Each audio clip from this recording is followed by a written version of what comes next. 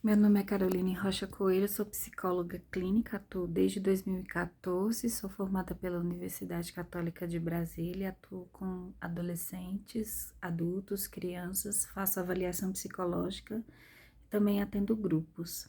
Falando um pouco do transtorno obsessivo compulsivo, chamado TOC, é diagnóstico. Então, a gente observa bastante se os pacientes apresentam pensamentos obsessivos, ou seja, ideias obsessivas, ideias contínuas, né, de ideias repetitivas, pensamentos repetitivos, pensamentos que dão uma conotação, que dão uma ideia de que se não forem pensados, seguidos daquela forma, alguma coisa pode acontecer. E comportamentos bem estereotipados também, né, que seriam as compulsões. Hoje em dia, a gente observa muito essas coisas assim no viver da gente, né? Por exemplo, sei lá, se eu não pisar nessas... Se eu pisar em 3 linhas diferentes do rejunte do azulejo, meu pai vai morrer, um avião vai cair, algum desastre vai acontecer, né? Esses seriam sintomas, seriam exemplos clássicos de um transtorno de ideias obsessivas com comportamentos compulsivos. Mas hoje em dia a gente observa muito, a gente observa muito essas situações, por exemplo, se eu não comer linhaça com chia, eu não vou fazer cocô. Ou se eu não fizer o exercício físico hoje, eu vou ficar flácida amanhã. Se eu não... se eu não tomar essa medicação, exatamente, sabe, se furar, pronto, eu vou morrer, alguma coisa vai acontecer. Então, a gente sabe que essas pequenos erros, assim, imediatos, não vão surtir o efeito imediato. Então, as pessoas acabam fazendo pensamentos obsessivos e comportamentos compulsivos com ideias, com atuações, com comportamentos que têm uma lógica, que têm um pensamento, que têm uma... Ai, como é que eu posso explicar? Que tem uma continuidade no viver. E aí a ideia é fazer com que, aos poucos, as pessoas vão tomando consciência dessas ideias obsessivas. Então, peraí, se você não fizer o exercício físico exatamente dessa forma, amanhã o seu músculo realmente vai ficar flácido?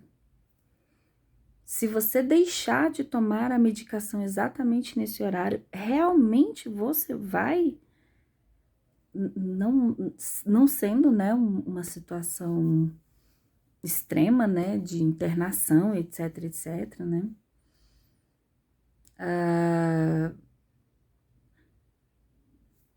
fazer com que a pessoa observe a própria rigidez, a própria ideia religiosa, o próprio fanatismo daquele pensamento obsessivo coligado com aquela ideia compulsiva. É assim que a gente vai desconstruindo. E buscando aonde que na infância essas energias, essas fixações, a serviço de quê? De quais pensamentos, de quais ideias, de quais formações de compromisso inconsciente, de quais ideias de formação de compromisso. Então, assim, se eu não fizer isso, o que que vai acontecer, tá? Mas por que é o meu pai que vai morrer? Por que é que isso vai acontecer com o meu organismo? Por que é que eu preciso desse corpo desse jeito? Por que que eu tenho que ficar nessa formatação? Por que que eu tenho que ficar nesse corpo? Por que que as coisas têm que funcionar desse jeito, né? Isso para falar do transtorno obsessivo compulsivo. E o transtorno opositivo desafiador acontece mais em pessoas, crianças de 6 a 8 anos, né? Normalmente são crianças que desafiam muito figuras de autoridade, que transgridem muito as questões de limites, né? E são crianças que normalmente estão expostas a muitas situações de violências, todas elas, né? Violências físicas, psicológicas, violências de falta de acesso, então, ausência de figuras de autoridade dentro de casa, muitas vezes são crianças que não têm alimentação adequada, que não têm horário para dormir, para acordar, que não tem acompanhamento escolar dentro de casa, que não tem, que não, né, não desfrutam, não podem gozar de esportes, de atividades extracurriculares, que presenciam muito cenas de violências físicas, de violências, escutam muitas violências verbais, visualizam muitas violências, né? Assistem a muitos jogos, a muitas mídias violentas, então vivem, né, com pessoas que não têm muita, que não dão muito a oportunidade de uma educação permeada por limites. E aí, normalmente esse diagnóstico, essas percepções vêm da escola, porque são os gestores escolares, os professores, as pessoas professoras é que percebem esses comportamentos transgressivos nas crianças e e levam aos pais, e os pais que contratam os nossos serviços. E aí a gente orienta mesmo os pais a colocarem esportes, né, contratar o serviço de esportes onde tem um adulto que possa fazer educações no coletivo, de certo, de errado, esporte coletivo sobretudo, né? Na escola também a gente faz muita orientação, às vezes provas em horários especiais, provas orais, enfim. E na clínica também a gente orienta muitos pais a muitas vezes mudarem de ambiente, a se tornarem mais presentes dentro de casa.